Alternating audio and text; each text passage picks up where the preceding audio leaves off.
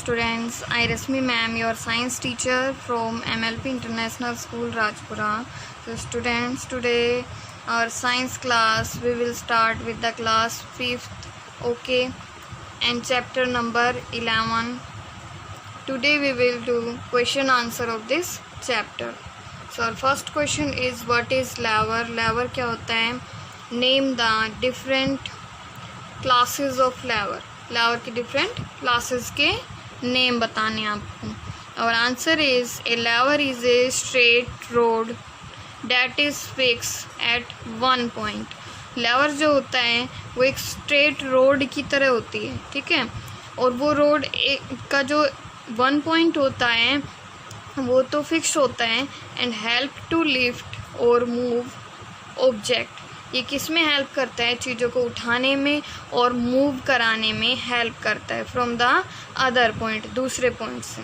Okay student, a lever is a straight road that is fix at one and one point and helps to lift or move object from the other point. Okay, levers are classify into 3 types. Lever कितने types में classify है? 3 types में. First is first class lever, second is second class lever and third is third class lever. Okay students, now students और next question is, what is force? Force क्या होता है? बल क्या होता है? Give an example of the force. Force के आपको क्या बताने हैं? एग्जाम्पल बताने हैं. ओके, और answer is, pushing and pulling of an object is called force. अगर हम किसी भी चीज़ को पुश कर रहे हैं या फिर पुल कर रहे हैं, किसी चीज़ पे धक्का लगा रहे हैं या फिर खींच रहे हैं, तो उस ऑब्जेक्ट पे हम क्या लगा रहे हैं स्टूडेंट्स? फोर्स लगा रहे हैं, बल लगा रहे हैं. इसके एग्जाम्पल क्या क्या हैं? A boy pressing the key. जब कोई बॉय की को प्रेस करता है तो इसका मतलब वो क्या कर रहा है? फोर्स लगा रहे हैं. A child pushing the toy. एक चाइल्ड जो है वो टॉय को पुश कर रहा है, इसका मतलब वो फोर्स लगा रहा है. These are examples of force. Okay students,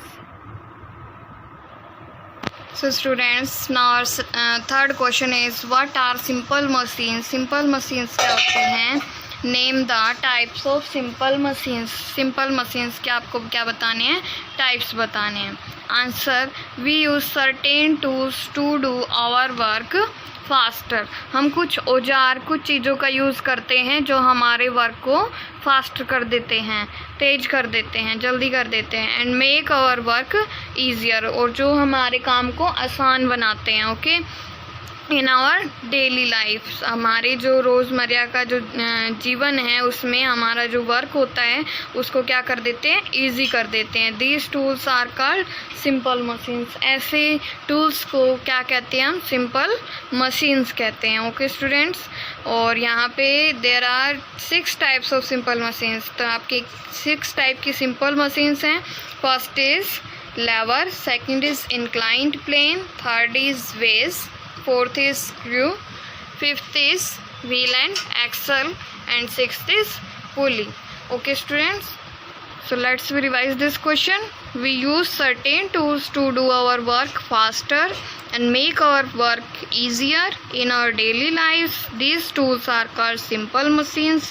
There are 6 types of simple machines. First is lever, second is inclined plane, third is vase, fourth is screw, fifth is wheel and axle, sixth is pulley.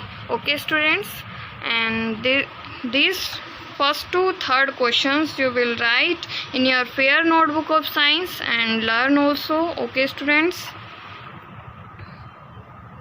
today we will start our new chapter 12, force, energy and work. Force means क्या होता है? बल, energy, ऊर्जा, and work क्या होता है? कार्य. In this chapter we will read about force. Force के बारे में पढ़ेंगे अब इस चैप्टर में. टाइप्स ऑफ फोर्सेस पढ़ेंगे, ठीक है. एंड टाइप ऑफ फोर्सेस में ग्रेविटेशनल, फ्रिक्शनल फोर्स. एनर्जी के टाइप्स पढ़ेंगे, types of energy, work and machine. So let's we get start. Force is the push और पुल. फोर्स क्या है? पुश और पुल है. किसी भी चीज़ को धक्का लगाना या फिर खींचना, वो क्या है? फोर्स है, ठीक है. Force can move an object that is stationary or stop an object that is in motion. Force क्या करता है, किसी भी चलती हुई चीज को रोक देता है और जो रुकी हुई चीज है उसको मूव करने में हेल्प करता है हमारी। देखो आप यहाँ पे फोर्स क्या होता है, किसी भी चीज को धक्का लगाना या फिर किसी भी चीज को खींचना, ये क्या है, फोर्स लगा रहे हैं। ओके स्टूडेंट्स, फोर्स में also change the speed and direction of an object in motion. तो कोई भी चीज मोशन में है तो उसकी अगर हम फोर्स लगाएंगे उस पर तो उसकी स्पीड और उसकी डायरेक्शन, ठीक है, उसकी गति और उसकी जो डायरेक्शन है उसको दोनों को हम क्या कर सकते हैं, चेंज कर सकते हैं। इट में change the shape of an object, और फोर्स लगा के हम किसी चीज की शेप भी चेंज कर सकते हैं। जैसे हमने यहाँ पे इस पे बॉटल पे फोर्स लगाया और इसकी शेप को हमने चेंज कर दिया, ठीक है। Type of force in nature, nature में कितने टाइप के फोर्स हैं, there exist 2 type of force in nature. यहाँ पे 2 टाइप्स के फोर्स है नेचर में, first is gravitational force and second is frictional force. Okay, तो फर्स्ट हमारा क्या है, ग्रेविटेशनल फोर्स। ग्रेविटेशनल मीन्स क्या होता है, गुरुत्वाकर्षण बल, ठीक है। Gravitational force is a force of attraction between 2 object. 2 चीजों के बीच में जो फोर्स ऑफ अट्रैक्शन होता है, आकर्षण होता है, उसको क्या कहते हैं students, gravitational force. All object with mass have gravitational force. जिन चीजों में मास है, ठीक है, वो सभी क्या करते हैं, ग्रेविटेशनल फोर्स होता है उन सभी के बीच में। This force acts like a magnet. ये फोर्स एक मैग्नेट की तरह एक्ट करता है, एक चुंबक की तरह एक्ट करता है। जैसे चुंबक अपनी तरफ चीजों को खींचती है तो गुरुत्वाकर्षण बल भी अपनी तरफ चीजों को पुल करता है, pulling object together. Gravity is the earth gravitational force. Gravity क्या है, अर्थ का ग्रेविटेशनल फोर्स है। Gravity pulls everything toward the centre of the earth. Gravity क्या करती है, हर चीज को अर्थ का जो सेंटर है वहां पे खींचती है, ठीक है, अट्रैक्ट करती है।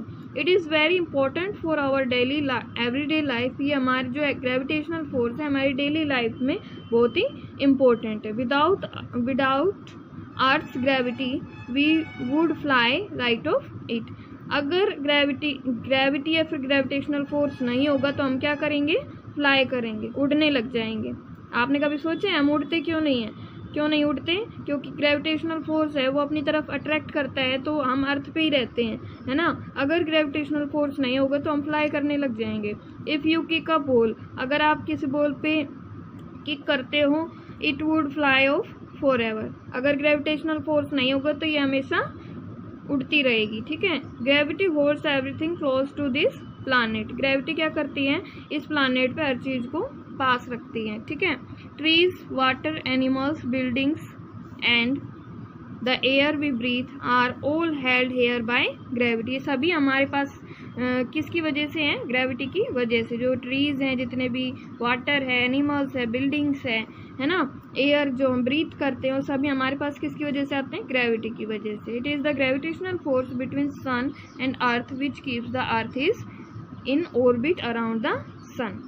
जो ग्रेविटेशनल फोर्स है किसके बीच में, सन और अर्थ के बीच में, वो क्या करता है, अर्थ के अराउंड सन का ऑर्बिट जो है उसको, वो किसकी वजह से है, due to gravitational force. Gravitational force between earth and moon keep the moon in orbit around the earth. ये भी मून को ऑर्बिट कराता है अर्थ के around due to gravitational force, ठीक है। अर्थ और मून के बीच में ग्रेविटेशनल फोर्स है इसलिए ये ऑर्बिट करते हैं। Okay students, next is frictional force. जो सेकंड टाइप है वो कौन सा है, frictional force. Friction is a force between 2 surfaces that are sliding or trying to slide across each other. Friction क्या है, फ्रिक्शन मीन्स होता है घर्षण। फ्रिक्शन फोर्स 2 चीज़ों के, 2 सरफेसेस के बीच में होता है जिसकी वजह से स्लाइड कर पाते हैं, ठीक है, एक दूसरे के साथ चल पाते हैं एक दूसरे के ऊपर, ठीक है। फ्रिक्शन की वजह से ही हम मूव कर पाते हैं। Friction always slow a moving object down. Friction क्या करता है, मूविंग जो ऑब्जेक्ट है उसको स्लो कर देता है। रफर द सरफेस, सरफेस रफ होगा, ग्रेटर इज द फ्रिक्शन। तो फ्रिक्शन क्या हो जाएगा, ज़्यादा बढ़ जाएगा तो हम चल ही नहीं पाएंगे। ज़्यादा आपने देखा है जहाँ पे ज़्यादा रफनेस होती है जिस सरफेस पे आप चल पाते हो, नहीं चल पाते हो क्योंकि वहाँ पे फ्रिक्शन ज़्यादा हो जाता है। Smoother the surface lesser is the friction. अगर आप स्मूथ सरफेस पे जाते हो किसी मार्बल के फर्श पे जाते हो तो वहाँ पे क्या हो जाता है, स्मूथ सरफेस होता है तो फ्रिक्शन क्या हो जाता है, कम हो जाता है, तो वहाँ पे हम स्लिप कर जाते हैं कई बार, ठीक है। Friction can be a useful force, friction वो यूजफुल फोर्स है because it prevent our shoes from sliding on the pavement when we walk and stop the tires of a car for skidding on the road.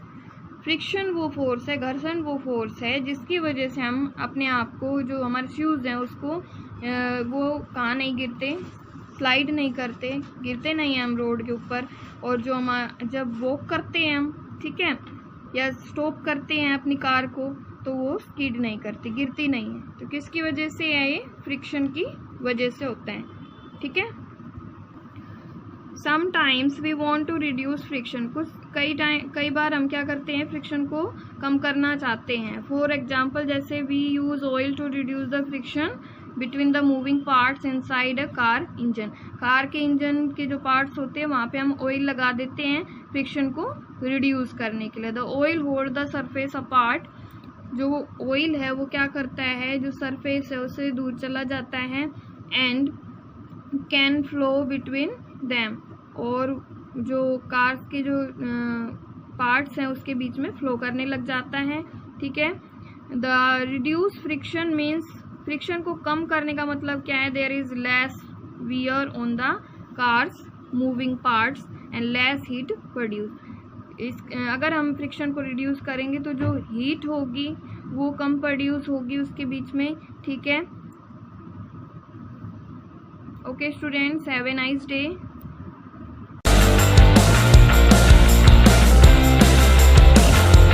Hello student of 5th class, a very good morning to all of you. Students, I am Simran ma'am, your English teacher. In previous class, we have done our reading part of this chapter. Our chapter name, Musical Tune of Pied Piper. And now in this class, we will start our exercise. Exercise A. B, C, D, and E. So let's start our part A. Exercise A. Choose the correct option. हमें correct option choose करने हैं. First है the Pied Piper played a tune which, किस चीज़ के लिए थी वो? A. Attract the rats. B. Made the people blind. C. Made the rats blind, and D. Made the rats fly. तो इसमें क्या हो जाएगा, Made the rats blind. C option क्या हो जाएगा हमारा, करेक्ट हो जाएगा। सेकेंड है the Pied Piper led the rats in, किस में लेकर गया था वो? A. Hill, B. ए काव, C. A river, and D. The sky. तो किस में लेकर गया था वो? नदी में। तो C ऑप्शन क्या हो जाएगा हमारा, करेक्ट हो जाएगा। थर्ड है the hill side opened and the Pied Piper worked into the opening. A. with all the men, B. with all the women, C. with all the children, and D. with all the children except a lame boy.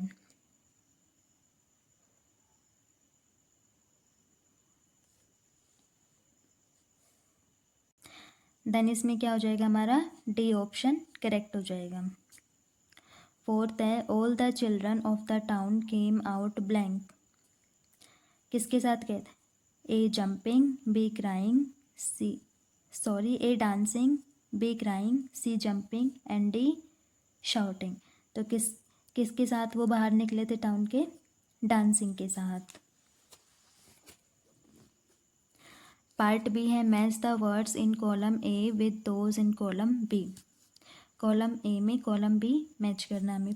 Pied first में क्या होगा, D, first में D, and second है हमारा big, big में क्या हो जाएगा, रेड्स, सेकंड में सी, एंड थर्ड है मेयोर्स, मेयोर्स हाल, थर्ड में क्या हो जाएगा, ए, एंड फोर्थ है लेम,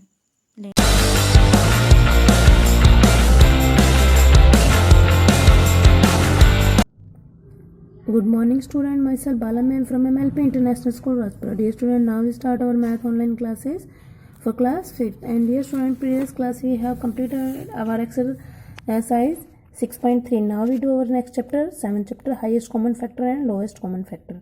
And what is the highest common factor? Highest common factor of two or more number is the greatest common factor of two और मोर number is called highest common factor. कोई भी number का जो greatest common factor होगा वो ये highest common factor होगा. And what is lowest common factor?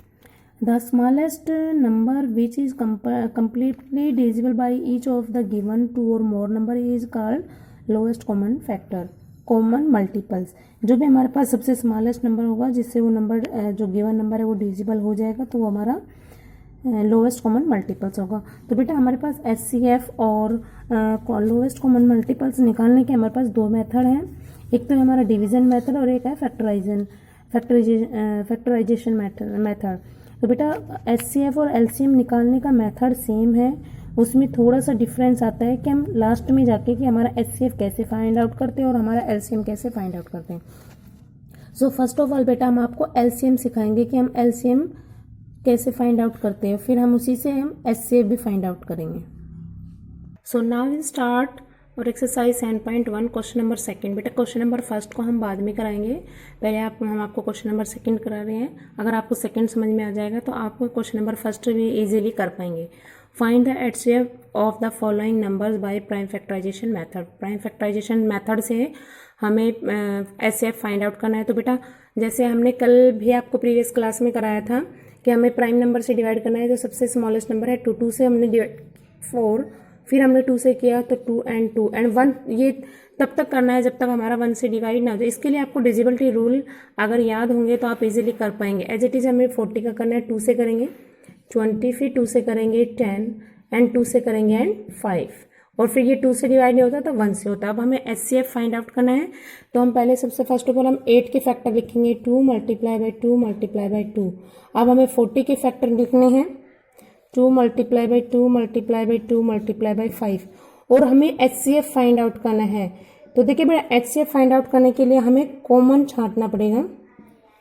जो दोनों में कॉमन है 2 2. Okay student, now we write. Common छाटे थे, अब हम इनको HCF में लिख देंगे. कितने 2 थे? मल्टीप्लाई बाई 2 मल्टीप्लाई बाई 2, और 5 नीचे वाली डिजिट में 40 में है, 2 में नहीं है, तो हम इसको राइट नहीं करेंगे. अब हम इनको मल्टीप्लाई करेंगे तो हमारा HCF आ जाएगा 8. तो HCF जो है हमारा क्या होगा 8 एंड 40 का 8. Okay student, so I think you understand very well our question number first. Now we do our question number second. Now we do our question number H. बेटा फर्स्ट पार्ट में हमारे पास 2 ही digit थी 8 and 40. अब हमारे पास 3 digit है, तो हम इन तीनों का अलग अलग प्राइम फैक्टराइजेशन निकालेंगे. जैसे 112, यहाँ पर हम 108 का फाइंड आउट करेंगे और यहाँ पे 126 का. तो हम 112 को चेक करेंगे 2 से डिवाइड होगा कि नहीं होगा. फर्स्ट लास्ट में हमारे पास 2 है तो ये 2 से डिविजिबल हो जाएगा. 5 एंड 6. अब हम चेक करेंगे फिर 2 से हो रहा है कि नहीं हो रहा है. ये 2 से हो जाएगा, तो हम चेक करेंगे 2 एंड 8. फिर हम करेंगे 28, 2 से डिवाइड हो रहा है 2, 1 एंड 4. फिर 2 से डिवाइड हो रहा है 7. अब ये जो 2 है हमारा प्राइम नंबर 2 से भी डिवाइड नहीं होगा, 3 से भी नहीं होगा, 5 से भी नहीं होगा. अब हम करेंगे इसको 7 से, तो 1. Okay student, now we do our 108. तो अब हम इसको चेक करेंगे 2 से डिवाइड होगा कि नहीं होगा. लास्ट में हमारे पास 8 है, तो ये हो जाएगा 54. अब हम इसको फिर 2 से करेंगे चेक, हो रहा है डिवाइड 2 एंड 7, 27. अब हमारा जो 27 आया है वो 2 से डिवाइड नहीं होगा क्योंकि लास्ट में हमारे पास 7 है. तो अब हम इसको 3 से करके देखेंगे. इन दोनों को प्लस करो, 2 और 7 9. तो 9 3 की टेबल में आ रहा है, मीन्स ये 3 से डिवाइड हो जाएगा 9. अगेन 3 से डिवाइड हो रहा है, और तब तक हमें करना जब तक हमारा 1 नहीं आ जाता है. As it is now we do 126. First of all हमने चेक किया 2 से डिवाइड हो रहा है क्योंकि पीछे क्या है 6, तो हमने किया 6 एंड 3. अब हमने इसमें लास्ट में चेक किया 3 आ रहा है जो 2 से डिविजिबल नहीं है, तो हम 3 से देखेंगे. 3 से हो रहा है 21. अगर हमने फिर से चेक किया 2 से नहीं हो रहा है, ये 3 से डिवाइड हो रहा है 7. फिर हमने 7 से किया 1. तो एज इट इज़ बेटा हमारे पास 2 डिजिट है, 2 का हमें प्राइम फैक्टर करना है, 3 है तो 3 का करना है. अब हमें इनके फैक्टर नीचे लिख देने हैं. जैसे 112 के हमारे पास फैक्टर आए हैं 2 multiply by 2 multiply by 2 multiply by 2 and multiply by 7. और 108 के हमारे पास फैक्टर हैं 2 multiply by 2 multiply by 3 multiply by 3 multiply by 3 and 126 के हमारे पास फैक्टर आए हैं 2 multiply by 3 multiply by 3 multiply by 7। अब HCF निकालने के लिए बेटा हमें कॉमन छांटने होते हैं। कॉमन छाटेंगे हमें, जैसे हमारे पास 2 डिजिट है 8 एंड 40, तो हम दोनों में कॉमन छाटा था। अब हमारे पास 3 डिजिट है 112, 108 एंड 126, तो इन तीनों के फैक्टर में कॉमन होना चाहिए। जैसे कि हमारे पास ये 2 है, तीनों में है, यहाँ पर 2 है, यहाँ पर 2 है, पर यहाँ पर 3 है, तो ये कॉमन नहीं है। यहाँ पर 2 है, 3 है, 3 है, 3 कॉमन है, पर 2 कॉमन नहीं है, तो मतलब वो नंबर जैसे 3 है तीनों में होना चाहिए, 2 है तो वो भी तीनों में होना चाहिए, 7 है तो 112 और 126 में आ रहा है, 108 में नहीं है, तो इस तरह ये कॉमन नहीं होगा। तो जो कॉमन नंबर होता है वो हमारा HCF है। तो हमारा कॉमन नंबर क्या होगा बेटा 2। और अब हम 3, जो हमारे पास ये 3 थे 1 2 3 ये कॉमन है, तो ये पूरा 1 माना जाएगा। ओके स्टूडेंट, तो हमारे पास 112, 108, 126 का कॉमन क्या आ गया 2। I think dear student you understand very well our HCF by prime factorisation. So dear student बहुत इजी है, थोड़ा सा आपने फर्स्ट ऑफ ऑल इन फैक्टरों को अच्छे से करना है, फिर आपने HCF ऐसे नंबरों को फैक्टर को लिखना है और फिर उनमें कॉमन छांटना है। जो कॉमन आएगा, अगर एक डिजिट है जैसे 2 था तो हमने सिर्फ 2 लिख दिया, अगर 2 से ज्यादा डिजिट आते तो हम आपस में उनको मल्टीप्लाई कर देते हैं। ओके स्टूडेंट, बेटा हम अब करेंगे 7.2 का सेकंड क्वेश्चन, क्योंकि 7.1 का सेकंड और 7.2 का सेकंड क्वेश्चन सेम है, थोड़ा सा डिफरेंस है, तो ये दोनों एक्सरसाइज हमारे साथ चलेंगी। तो हम 7.1 का भी सेकंड कर दिया हमने, अब हम 7.2 का सेकंड करेंगे। तो बेटा हमें एलसीएम करना है, find out the LCM of the following number by prime factorisation method. बेटा तरीका दोनों में वही सेम है, जैसे हमने HCF फाइंड आउट किया था वैसे ही हमें LCM फाइंड आउट करने हैं। तो सबसे पहले हम 24 के प्राइम फैक्टर फाइंड आउट करेंगे, 2 से डिवाइड करेंगे। आपने ये चेक करना है कि 2 से डिवाइड हो रहा है कि नहीं, और अगर हो रहा है तो आप डिवाइड कर देंगे, अगर नहीं होता है तो नेक्स्ट नंबर से ट्राई करेंगे। तो 1 and 2, फिर अगेन हमने चेक किया 2 से डिवाइड हो रहा है 6, फिर हमने 2 से किया 3, फिर ये 2 से नहीं होता तब हम इसको 3 से करेंगे 1। अब हम करेंगे 36 के प्राइम फैक्टर। 2 से किया हमने 18, 2 से किया हमने 9, 3 से किया हमने 3 एंड 3 से किया 1। बेटा ऐसे ही हमने HCF में किया था ये मेथड। अब इसके आगे जो हमारा नेक्स्ट स्टेप है वो भी हमने HCF में किया था एज इट इज। हम 24 के फैक्टर लिख देंगे 2 multiply by 2 multiply by 2 multiply by 3। अब हम 36 के फैक्टर लिखेंगे 2 multiply by 2 multiply by 3 multiply by 3। बेटा ये दोनों में ये प्रोसीजर HCF और LCM में दोनों में सेम है।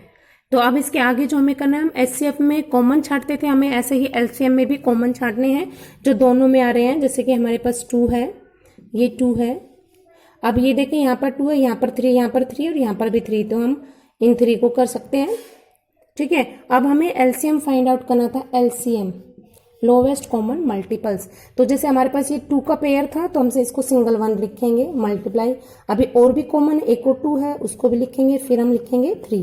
तो बेटा हम LCM में HCF में तो हम सिर्फ जो कॉमन होते थे वो लिखते थे, और LCM में क्या है जो कॉमन है वो भी लिखते हैं, और जो बच गए जो कॉमन नहीं है, जैसे यहाँ पे 2 बचा और ये 3 बचा, इनको भी हम मेंशन कर देंगे। यही LCM और HCF में डिफरेंस है कि HCF में सिर्फ हम जो कॉमन थे वो लिखे थे, और LCM में हमने कॉमन भी लिखने हैं, और जो रिमेनिंग बच गए जो कॉमन नहीं आए वो डिजिट भी हमने यहाँ पर मेंशन कर देनी है।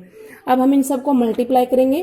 2 को 2 से किया 4, 4 का 3 से किया 12, 12 का 2 से किया 24, और 24 का हमने 3 से किया तो 72। तो बेटा हमारा लोवेस्ट कॉमन मल्टीपल क्या आ गया 72। तो बेटा LCM और HCF दोनों बहुत इजी हैं, दोनों का तरीका भी सेम है। हमने जो फर्स्ट स्टेप किया ये हम HCF में भी करते हैं, हमने LCM में भी किया। हम ऐसे फैक्टर लिखते हैं, LCM में भी लिखते हैं और HCF में भी लिखते हैं। और हम यहाँ पर जब LCM या HCF फाइंड आउट करते हैं उसमें थोड़ा डिफरेंस है कि HCF जब फाइंड आउट करते हैं तो हम सिर्फ कॉमन नंबर जो है उनको लिखते हैं मल्टीप्लाई करके, और LCM में क्या है हम जो कॉमन है वो भी लिखते हैं, और जो रिमेनिंग बच जाते हैं जो बचे हुए डिजिट जैसे 2 एंड 3 उनको भी हम लास्ट में मेंशन कर देते हैं, और फिर उन सब का आपस में मल्टीप्लिकेशन कर देते हैं। तो इस तरह हमारा LCM फाइंड आउट हो जाता है। Okay, now we do our H part of question number 2। बेटा अगर हमारे पास 2 डिजिट है तो हम 2 का निकालेंगे, 3 है तो 3 है, और अब हमारे पास क्वेश्चन नंबर 4 में H में हमारे पास 4 डिजिट है, तो हम 4 का एक साथ भी निकाल सकते हैं। आप चारों डिजिट को एक साथ भी लिख सकते हैं, 24, 32, 20 एंड 45। ठीक है बेटा, आप ऐसे भी करके एक साथ डिवाइड करके भी निकाल सकते हैं। आप चाहे तो इनका अलग अलग भी फैक्टर निकाल सकते हैं। दोनों ही तरीके ठीक हैं। ठीक है स्टूडेंट, आप इन सब का ऐसे अलग अलग फैक्टर भी निकाल सकते हैं। अगर आप एक साथ भी निकालना चाहे एक साथ भी निकाल सकते हैं, अलग अलग निकालेंगे तो भी ठीक है। तो हम आपको एक साथ निकालना सिखा रहे हैं। तो इसके लिए हम जब एक साथ एलसीएम निकालते हैं तो हमारे पास कम से जो भी डिजिट है उसमें कम से कम 2 डिजिट तो ऐसी होनी चाहिए जो एक ही नंबर से डिवाइड हो जाए, तभी हम उसको डिवाइड कर सकते हैं। नहीं है तो फिर हम सिंगल डिजिट को करेंगे। जैसे हमारे पास 24, 32 एंड 20 ये तीनों 2 से डिवाइड हो रही है। 45 है जो 2 से नहीं हो रहा, तो हम 2 से इसको पहले 2 से डिवाइड करेंगे। 12, 16, 10, तो हम 45 को एज इट इज राइट कर देंगे। अब हमारा नेक्स्ट नंबर ये 12, 16, इनमें भी 3 नंबर ऐसे हैं जो 2 से डिवाइड हो रहे हैं, तो हम यहाँ पे लिखेंगे 6, 8, 5 एंड 45।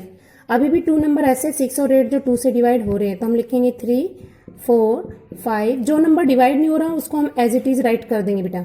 अब देखिए बेटा हमारे पास 3, 4, 5 एंड 45, तो इनमें से 3 सिर्फ सिंगल 3 से डिवाइड होता है, 4 है जो 2 से डिवाइड हो रहा है, 5 एंड 45 दोनों 5 से डिवाइड हो रहे हैं, तो हम सबसे पहले इनको 5 से डिवाइड करेंगे। तो 3 as it is, 4 as it is, 1 as it is and 9। अब हमारे पास 2 नंबर ऐसे आ गए जो 3 से डिवाइड हो रहे हैं, तो अब हम इनको 3 से डिवाइड कर देंगे। 1, 4, 1 एंड 3। तो बेटा अब आप इसमें इसके आगे भी कर सकते हैं, 2 से डिवाइड कर दें, क्योंकि एक सिंगल डिजिट 4 है जो 2 से डिवाइड हो रही है, तो 1, 2, 1 एंड 3। अब आप चाहें तो इनको हमें 1, 1 लाना है लास्ट में, तो हम फिर 2 से कर देंगे 1, 1 एंड 3। अब हम अगेन इसको 3 से कर देंगे 1, 1, 1 एंड 1।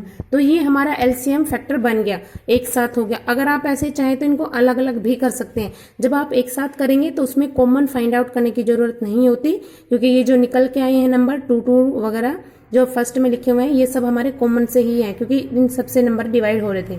अगर आप अलग अलग करते हैं तो लास्ट में अपने फैक्टर लिख के फिर उनमें कॉमन छांटने होंगे। तो अब हम इसमें एलसीएम फाइंड आउट करेंगे। तो एलसीएम क्या होगा, जो नंबर हमारे पास ये आए हैं प्राइम फैक्टर, ये इन सबको हम मल्टीप्लाई कर देंगे। 2 multiply by 2 multiply by 2 multiply by 5 multiply by 3 multiply by 2 multiply by 2 multiply by 3। और अब हम इन सबको मल्टीप्लीकेशन कर देंगे। तो देखिए बेटा अब हमें एलसीएम फाइंड आउट करना है, तो अब इनको मल्टीप्लाई करेंगे। 2 से हमने 2 से किया 8, 4, 4 का 2 से किया 8, 8 का 5 से किया 40, 40 का हमने 3 से किया 40 का हमने 3 से किया 120, 120 का हमने 2 से किया। आप मल्टीप्लाई भी करके देख सकते हैं। फिर हमने किया 2 से 0, 4 एंड 2। फिर हमने नेक्स्ट 2 से किया, अब हम इसको 2 से करके देख सकते हैं 0, 8 एंड 4। अब हमें 3 से लास्ट 3 से करना है, तो हम इसको 3 से मल्टीप्लीकेशन कर देंगे 0, 4 एंड 14। तो बेटा इस तरह हमारे पास एलसीएम क्या आ गया हमारा 1440। तो बेटा जब आप इनको एक साथ लिख के प्राइम फैक्टराइजेशन करेंगे तो हमें कॉमन निकालने की जरूरत नहीं होती। जब आप अलग अलग करेंगे तो इनको ऊपर नीचे लिखेंगे और फिर उनमें common छाटेंगे।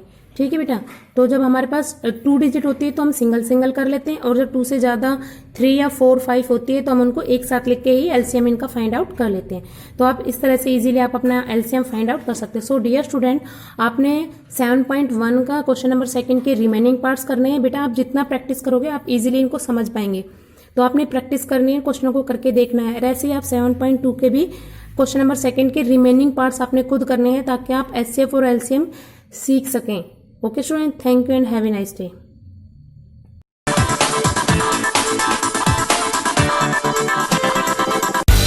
Good morning students. Today I will start your SST class online. Dear students, for class 5th, today's our topic is chapter number 17, government of India. India की जो सरकार है उसके बारे में हम इस चैप्टर में रीड कर रहे हैं। So let's we read this chapter remaining part. बेटा पेज नंबर 103 पे हम जो हमारी हेडिंग है द प्रेसिडेंट उसको रीड कर चुके हैं। Today we will read the prime minister. Prime minister क्या होता है? After the general election the political parties that gets the maximum number in of seats from the new government. क्या होता है? जनरल जो इलेक्शन हो जाता है उसके बाद जो पॉलिटिकल पार्टी सबसे अधिक सीट्स प्राप्त करती है, इलेक्शन में वोट्स प्राप्त करती है, वो अपनी गवर्नमेंट बनाती है, न्यू गवर्नमेंट हो जाती है। The leader of the party is sworn in as a prime minister of the country by the president. जो उस पार्टी का, जो पार्टी सबसे अधिक वोट्स लेके आती है, सबसे अधिक वोट से जीत कर आती है, उस पार्टी का जो लीडर होता है वो क्या बन जाता है, प्राइम मिनिस्टर बन जाता है हमारी कंट्री का। और कौन बनाता है, कौन उसको शपथ दिलवाता है, president. The prime minister is helped at work by A specially chosen group of ministers. जो प्राइम मिनिस्टर है वो स्पेशली जो मिनिस्टर्स चुने जाते हैं उनके द्वारा कार्य करवाता है, उनसे हेल्प लेता है। These minister look after separate department of the government such as defence, health, agriculture, industry and finance. क्या होता है, ये जो मिनिस्टर होते हैं ये अपने अलग अलग सेपरेट जो डिपार्टमेंट होते हैं उनके अंदर कार्य करते हैं, जैसे डिफेंस हो, हेल्थ हो, एग्रीकल्चर या इंडस्ट्रीज या फाइनेंस, या अलग अलग मिनिस्टर्स होते हैं, जैसे डिफेंस मिनिस्टर है, हेल्थ मिनिस्टर है, एग्रीकल्चर मिनिस्टर, इंडस्ट्रीज मिनिस्टर या finance minister. The prime minister and these minister make up the council of minister. जो प्राइम मिनिस्टर होता है और उनके जो मिनिस्टर्स होते हैं वो क्या बनाते हैं, काउंसिल ऑफ मिनिस्टर बनते हैं। The council of minister is the body of actually run the country. Council of minister क्या होती है, एक संस्था होती है, चाहे कुछ भी लगा लो, जिसके अंदर मिनिस्टर, हमारा प्राइम मिनिस्टर होता है और अदर अलग अलग सभी डिपार्टमेंट्स के मिनिस्टर शामिल होते हैं। वो एक बॉडी होती है, वो एक हमारी कंट्री के कार्यों को रन करती है, वो क्या कहलाती है, काउंसिल ऑफ मिनिस्टर कहलाती है। It takes all the important decisions and ensure the smooth running of the country. ये क्या करती है, काउंसिल ऑफ मिनिस्टर हर प्रकार के डिसीजंस लेती है। हमारी जो कंट्री है उसके अंदर जितने भी कार्य हो रहे हैं वो स्मूथली हों और वो अच्छे से चलें वो कार्य, इसलिए काउंसिल ऑफ मिनिस्टर्स डिसीजंस लेती है, इंपॉर्टेंट डिसीजंस। उसके बाद है द जुडिशरी, यानी कि जो न्यायपालिका है वो क्या है, the judiciary is the third arm of the government. जो जुडिशरी होती है वो गवर्नमेंट का तीसरा कंधा है, थर्ड आर्म है। Its function is the protect the Constitution of India and to ensure that the law passed by the legislator are not broken. क्या होता है, जुडिशरी का कार्य क्या होता है, प्रोटेक्शन करना हमारे किसका, संविधान का, कॉन्स्टिट्यूशन का। और उसके बाद ये इंश्योर करना कि जो लेजिस्लेटर ने जो लॉज बनाए हैं, जो नियम बनाए हैं, उनको कोई तोड़े ना, उनको कोई ब्रोकन ना करे। It also protect the fundamental rights of the citizens of India. ये जो इंडिया के जो लोग हैं उनके जो फंडामेंटल राइट्स हैं, मूलभूत जो अधिकार हैं, उनका भी प्रोटेक्शन करती है, उनका भी ध्यान रखती है क्या, न्यायपालिका। The judiciary work independent of the other branches of the country. जो जुडिशरी जो है वो हमारा जो स्वतंत्र जो कंट्री है उसकी अलग अलग ब्रांचेज में काम करती है स्वतंत्र रूप से। The supreme court is the highest court in India. जो सुप्रीम कोर्ट है वो इंडिया का सबसे हाईएस्ट कोर्ट है। It is headed by chief justice. ये किसके द्वारा कार्य किया जाता है यहाँ पर, चीफ जस्टिस के द्वारा। If any person feels her or she is being denied their fundamental rights, they can approach the Supreme Court of India। क्या होता है, हमारी जो कंट्री है, हमारी कंट्री के अंदर कोई भी व्यक्ति, चाहे वो जेंट्स हो चाहे लेडीज़ हो, जिसको ये लगता है कि उसके जो फंडामेंटल राइट्स हैं, मूलभूत अधिकार है, वो उसे प्राप्त नहीं हो रहे हैं, तो वो उनके लिए सुप्रीम कोर्ट में अप्रोच लगा सकता है। The state government. State government क्या होती है, the second level of government in India is made up of the state government. India के अंदर सेकेंड लेवल पर जो गवर्नमेंट कार्य करती है वो क्या कहलाती है, स्टेट गवर्नमेंट कहलाती है। India as you know consist of several states and union territories. आप ये सभी जानते हैं कि जो इंडिया है उसके अंदर बहुत सारे स्टेट्स हैं और यूनियन टेरिटरीज हैं। Each state has its own government. हर एक स्टेट की अपनी खुद की गवर्नमेंट है, खुद की सरकार है। Like the union government, the state government also consist of 3 branches. Union government की तरह ही स्टेट गवर्नमेंट जो है उसकी भी 3 ब्रांचेज होती हैं, 3 ब्रांचेज होती हैं, द लेजिस्लेटर, द एग्जीक्यूटिव और the judiciary. The state legislator is the law making body of state. जो स्टेट लेजिस्लेटर होती है वो स्टेट के लिए कानून बनाती है, और जो हमारी कंट्री की जो लेजिस्लेटर होती है, यूनियन जो लेजिस्लेटर होती है वो हमारी पूरी कंट्री के लिए कानून बनाती है। तो स्टेट लेजिस्लेटर किसके लिए कार्य बनाती है? स्टेट लॉ बनाती है स्टेट के लिए। In some states the legislature consist of 2 houses. कई जो स्टेट्स होते हैं उनके अंदर लेजिस्लेटिव के कितने हाउसेज होते हैं? 2 houses. The Vidhan Sabha and the Vidhan Parishad. विधानसभा और विधान परिषद। जैसे हमारी यूनियन गवर्नमेंट के अंदर लोकसभा और राज्यसभा है, ऐसे ही स्टेट गवर्नमेंट के अंदर लेजिस्लेटर में विधानसभा एंड विधान परिषद है। Most of the states have many one houses, have only one house is the Vidhan Sabha. बहुत सारे जो स्टेट्स हैं उनके अंदर ओनली एक ही हाउस है, the Vidhan Sabha. Legislature consist of two houses, sorry, the Vidhan Sabha is the lower houses of the state legislature. Vidhan Sabha जो है वो स्टेट लेजिस्लेटर का लोअर हाउसेज है, निचला हाउस है। It is also called the legislature assembly, legislative assembly. इसको हम लेजिस्लेटिव असेंबली भी कहते हैं।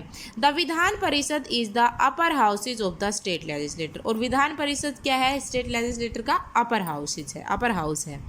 The state executive is the branch of state government that executes the law made by the legislator. जो executive होती है ये ब्रांच होती है हमारी स्टेट गवर्नमेंट की, और वो स्टेट के लिए लॉज बनाती है, लेजिस्लेटर करती है, बनाती है। It consist of governor, the chief minister and the council of minister. ये किसके द्वारा कार्य करती है? ये हमारी यूनियन गवर्नमेंट की तरह ही। यूनियन गवर्नमेंट में प्राइम मिनिस्टर होता है और स्टेट गवर्नमेंट के अंदर चीफ मिनिस्टर जो गवर्नर्स होते हैं और काउंसिल ऑफ मिनिस्टर्स होते हैं। यानी कि काउंसिल ऑफ मिनिस्टर्स के अंदर, इसके अंदर भी बहुत सारे मिनिस्टर्स होते हैं, जैसे हेल्थ मिनिस्टर हमारे जो हैं वो, या फिर हमारे एजुकेशन मिनिस्टर्स। तो स्टेट में भी अलग अलग मिनिस्टर्स होते हैं जिनको हम काउंसिल ऑफ मिनिस्टर्स कहते हैं। The leaders of the party that get most seats in the election is shown is by the governor as the chief minister of the state। क्या होता है? जो पार्टी स्टेट के अंदर सबसे अधिक वोट लेके आती है वो उस पार्टी का जो हेड होता है वो क्या बनाया जाता है? स्टेट का चीफ मिनिस्टर बनाया जाता है, CM बनाया जाता है। The member of the state legislative assembly can not exits 500 और बी लेस देन 60। क्या होता है? जो मेंबर्स होते हैं इसके स्टेट लेजिस्लेटिव के, ये एग्जैक्ट नहीं होते हैं। ये 500 से मतलब सबसे कम 60 और सबसे अधिक 500 तक हो सकते हैं। They are elected for a period of 5 year. ये कितने साल के लिए इलेक्टेड होते हैं? 5 साल के समय के लिए। The judiciary at the state level consist of high court and the subordinate court like the district court, the provincial court and the न्याय पंचायत। क्या होता है? जो जुडिशरी होती है, न्यायपालिका होती है, वो स्टेट के अंदर हाई कोर्ट के रूप में होती है। सब ऑर्डिनल कोर्ट्स होते हैं उसके अंदर, जिसमें डिस्ट्रिक्ट कोर्ट्स, प्रोविंशियल कोर्ट्स या फिर न्याय पंचायत होती हैं। ये हमारी जुडिशरी का कार्य होता है न्याय करना।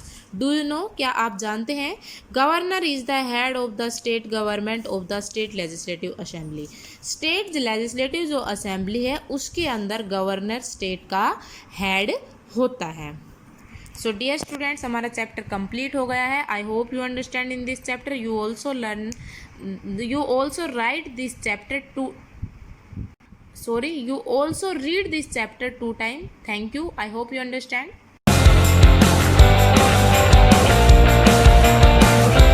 मॉर्निंग स्टूडेंट्स, मैं मुकेश मैडम, आपकी हिंदी अध्यापिका MLP इंटरनेशनल स्कूल राजपुरा से। बच्चों, मैं करा रही हूँ कक्षा 5वीं का पाठ 8 विशेषण।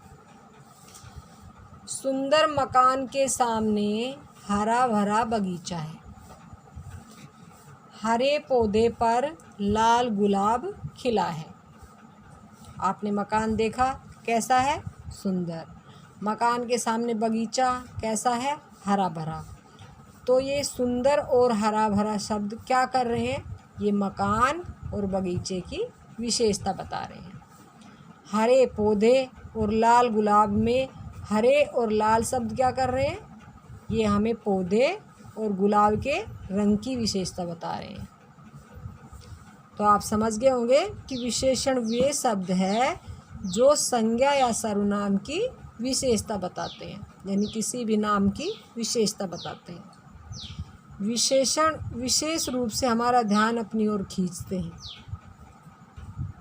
इसका मतलब संज्ञा या सर्वनाम से पहले आकर उसका गुण बताने वाले शब्द विशेषण कहलाते हैं। संज्ञा या सर्वनाम से पहले आकर उसका गुण बताने वाले शब्द विशेषण कहलाते हैं, और जिनकी विशेषता बताई जाती है, जिसकी विशेषता बताई जाती है, वे विशेष्य कहलाते हैं। तोता हरी मिर्च पसंद करता है। मिर्च की विशेषता क्या है? हरी।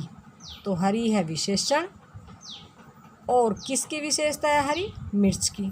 तो मिर्च क्या हो गया? विशेष्य। ठीक है। विशेषण के भेद, विशेषण के कुछ भेद होते हैं, चलो हम उनके बारे में बात करते हैं।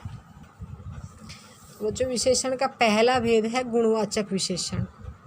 रंग, रूप, गुण, दोष, आकार, गंध आदि का बोध कराने वाले विशेषण शब्द गुणवाचक विशेषण कहलाते हैं। गोरा चेहरा, रंग के बारे में बता रहे हैं। लंबे बाल, ठीक है। ऐसे ही मोटा लड़का, धीमी चाल। यहाँ लंबे और धीमी शब्द बाल और चाल की विशेषता बता रहे हैं। तो ये क्या हो गए? गुणवाचक विशेषण। रंग, रूप, गुण, दोष, आकार, गंध आदि का जो बोध कराने वाले शब्द होते हैं या उनकी विशेषता बताने वाले शब्द होते हैं, वो गुणवाचक विशेषण कहलाते हैं। आगे संख्यावाचक विशेषण। किसी संज्ञा या सर्वनाम की संख्या या गिनती का बोध कराने वाले विशेषण शब्द संख्यावाचक विशेषण कहलाते हैं। बगिया में रहती है एक मैना, या मैना की विशेषता क्या है? एक। पंजे में है 5 अंगुलियां, या अंगुलियों की विशेषता है 5। तो यहाँ 1 और 5 शब्द क्रमशः मैना और अंगुलियों की संख्या बता रहे हैं। अतः जो 1 और 5 है ये संख्यावाची विशेषण है। अब आता है परिमाणवाचक विशेषण। परिमाण अर्थात मात्रा। नापतोल क्या होता है? परिमाण का मतलब नापतोल। परिमाण या मात्रा का मतलब होता है नापतोल। तो परिमाण या मात्रा संबंधी विशेषता बताने वाले विशेषण शब्द परिमाणवाचक विशेषण कहलाते हैं। सारा दूध फैल गया। दूध क्या होता है? नापा या तोला जाता है। ठीक है। तो इस चीज़ का आपको ध्यान रखना है कि जिस संज्ञा की विशेषता बताई जा रही है वो अगर गिनी जाती है तो आएगा संख्यावाचक में, और अगर वो तोली या नापी जाती है तो वो आएगा परिमाणवाचक में। तो यहाँ दूध को हम दूध क्या किया जाता है? तोला जाता है लीटर से, तो दूध क्या आएगा? परिमाणवाचक में। तो यहाँ जो है सारा दूध फैल गया, यहाँ सारा दूध की विशेषता बता रहा है, परिमाणवाचक विशेषण है। 2 मीटर कपड़ा, कपड़े को क्या जाता है? नापा जाता है इसको। ठीक है। तो यहाँ 2 मीटर परिमाणवाचक विशेषण है। संख्यावाचक और परिमाणवाचक में बच्चों को थोड़ा कन्फ्यूजन रहता है, इसलिए ये ध्यान रखना है कि जो संज्ञा है जिसकी विशेषता बताई जा रही है अगर वो गिनी जाती है, जैसे अंगुलियाँ गिनी जाती है, मैना है, पक्षी है जो गिने जाते हैं, तो ये आ गए संख्यावाचक में। दूध नापा तोला जाता है, कपड़ा नापा तोला जाता है, तो ये आ गए परिमाणवाचक में। विशेषण का अगला भेद और लास्ट भेद है सार्वनामिक विशेषण। जब कोई सर्वनाम शब्द संज्ञा के साथ आता है तो सार्वनामिक विशेषण कहलाता है। जब कोई सर्वनाम शब्द संज्ञा के साथ आता है तो सार्वनामिक विशेषण कहलाता है। जैसे किसी बालक को बुला दो, यह संज्ञा का है बालक, तो किसी, ये हो गया सार्वनामिक विशेषण। इस टोकरी में फल है, टोकरी संज्ञा है, इसके साथ जो सर्वनाम आया है इस, ये क्या हो गया सार्वनामिक विशेषण। यहाँ किसी और इस सर्वनाम शब्द क्रम से बालक और टोकरी संज्ञाओं के साथ आए हैं, तो ये सार्वनामिक विशेषण है। विशेषण के प्रयोग, संज्ञा या सर्वनाम के वचन के साथ विशेषण का भी वचन बदलता है। नीला नीला आसमान है, काले काले बादल हैं, लाल फूल खिला गमले में, पीले फूल खिले उपवन में। वचन के साथ साथ लिंग बदलने पर भी विशेषण का रूप बदलता है। जैसे मोटा हाथी, मोटी हथीनी, यहाँ हाथी के लिए मोटा विशेषण का प्रयोग और हथीनी के लिए मोटी। छोटा चूहा, छोटी चूहिया। ऐसे ही अगला नियम है, कुछ विशेषण शब्दों का रूप किसी भी स्थिति में नहीं बदलता। सुंदर बच्चा, सुंदर बच्ची, सुंदर बच्चे। यहाँ लिंग और वचन किसी में भी जो सुंदर विशेषण है उसका रूप नहीं बदला। ये पुल्लिंग है तब भी सुंदर है, स्त्रीलिंग है तब भी सुंदर है, और बहुवचन है तब भी सुंदर ही है। तो बच्चों, मैंने आपको ये पाठ पढ़ाया, आपकी समझ में आ गया होगा। आप सभी को विशेषण और विशेष्य की परिभाषा, विशेषण के कितने भेद होते हैं, उनके नाम, उनकी परिभाषा, ये सभी याद करने हैं। इस पाठ को एक बार अच्छे से पढ़ के फिर से आपको देखना है। कल मैं आपको इसका अभ्यास कार्य कराऊंगी। तो बच्चों, कल फिर मिलते हैं, तब तक के लिए धन्यवाद। Good morning students. I am Anu Yadav, your GK teacher of 5th class from MLP International School Rajpura. Students, today we discuss our chapter number 13. It is craftsmanship. Students, in this chapter we read that India is famous in its craftsmanship, embroidery and handicrafts. Different types of handicrafts are famous in different styles in each state. So in this chapter we discuss our craftsmanship. Let's start our chapter number 13. India is famous for its craftsmanship, embroidery and handicraft. जो India है उसमें क्या क्या क्या famous है? Craftsmanship famous है, embroidery और handicraft. Different types of handicraft are famous for their different style. काफ़ी सारे हैंडीक्राफ्ट्स अलग अलग स्टाइल में इंडिया में फेमस हैं। So students, here is column A. हमारे पास लेफ्ट साइड में कॉलम ए गिवन है and column B is on our right hand side. So let's match. First one आप देख सकते हैं, फर्स्ट वन फुलकारी। जो फुलकारी हैंडीक्राफ्ट है, एम्ब्रॉयडरी है, वो कौन से स्टेट में यूज़ की जाती है? कौन सी स्टेट की फेमस फुलकारी है वो? It is Punjab. पंजाब जो हमारा स्टेट है उसमें जो हैंडीक्राफ्ट यूज़ होता है, एम्ब्रॉयडरी यूज़ होती है, उसको हम क्या कहते हैं? Phulkari. So second is Ikat. It is Gujarat. जो गुजरात हमारा स्टेट है उसमें हमारी एम्ब्रॉयडरी यूज़ होती है। Third one is Bandhani. जो हमारी बंधनी एम्ब्रॉयडरी है, हैंडीक्राफ्ट है, क्राफ्टमैनशिप है, वो कौन से स्टेट में यूज़ होती है? It is use in Rajasthan. जो हमारा राजस्थान है, हमारा स्टेट राजस्थान है, उसमें कौन सी, जैसे हम बंदेज बोलते हैं, बंदेज की जो फुलकारी है, बंदेज की जो एम्ब्रॉयडरी है, हैंडीक्राफ्ट है और क्राफ्टमैनशिप है, वो राजस्थान में यूज़ होती है। Fourth is Madhubani. जो मधुबनी हमारी जो एम्ब्रॉयडरी है वो कहाँ यूज होती है? बिहार में। It is used in Bihar. Bihar state में कौन सी हमारी एम्ब्रॉयडरी यूज़ होती है? मधुबनी। और ये वहाँ की फेमस एम्ब्रॉयडरी है। Fifth one is Banjara. Banjara है वो कहाँ होती है? Andhra Pradesh. And it is famous handicraft and embroidery of Andhra Pradesh. Sixth is chikan. जो हमारी चिकन एम्ब्रॉयडरी है, चिकन हैंडीक्राफ्ट है, वो कौन से स्टेट में यूज़ होती है? It is famous in Lucknow. Lucknow के जो लोग होते हैं वो मोस्टली चिकन, जो चिकन की कढ़ाई बोलते हैं, उसके बने हुए कपड़े ही यूज़ करते हैं। उनकी हर एक चीज़ में एम्ब्रॉयडरी में चिकन का वर्क देखने को मिलता है। 7th one is zardozi. It is famous in UP. जो यूपी के लोग होते हैं उनके आपको ड्रेस में सब जगह ये एम्ब्रॉयडरी देखने को मिलेगी। 8th one is बिंद्री। बिंद्री जो हमारी एम्ब्रॉयडरी है it is famous in West Bengal. West Bengal की एक फेमस एम्ब्रॉयडरी है बिंद्री। So students, today we discuss our craftsmanship of different states.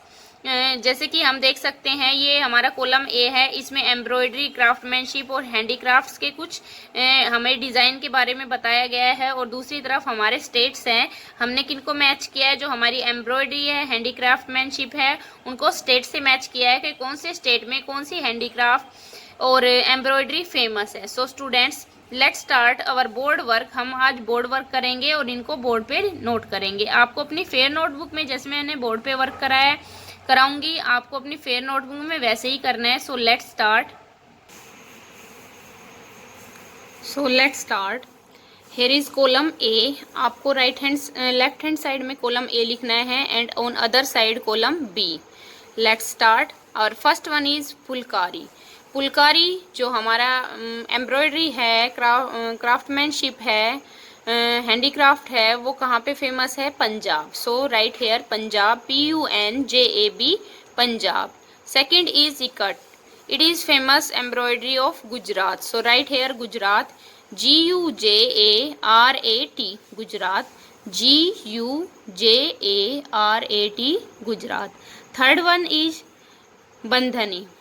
It is famous embroidery of Rajasthan. So write Rajasthan in front of Bandhani, RAJASTHAN, Rajasthan. Fourth one is Madhubani. It is famous embroidery craftsmanship of Bihar. So write Bihar in front of it, BIHAR, Bihar. Fifth one is Banjara. It is famous embroidery craftsmanship of Andhra Pradesh. So write Andhra Pradesh, ANDHRA, Andhra, PRADESH, Pradesh. Sixth one is chikan. Chikan जो है वो famous embroidery कहाँ की है? Lucknow, LUCKNOW, Lucknow. It is famous embroidery of Lucknow. 7th one is zardozi. It is famous embroidery of UP. So write UP in front of 7 number, U और dot लगा के P। 8th one is बाइंड्री। It is famous embroidery of west Bengal, WEST, west, BENGAL, Bengal. Students, today we discuss our chapter number 13. It is craftsmanship. In this chapter we have done our book work. Students, आपको book में fill करना है, अपना matchups के रूप में numbering करनी है and also right it in your fair notebook in neat and clean writing. Also learn it. आपको लर्न भी करना है ये जो हमारी फेमस एम्ब्रॉयडरी है, क्राफ्टमैनशिप है, हैंडीक्राफ्ट्स हैं, ये आपको याद करना है कि हमारे कौन से स्टेट में कौन सी एम्ब्रॉयडरी हम यूज़ करते हैं, वहाँ की कौन सी फेमस एम्ब्रॉयडरी है। So students, I hope you understand our chapter number 13, craftsmanship. Thank you students.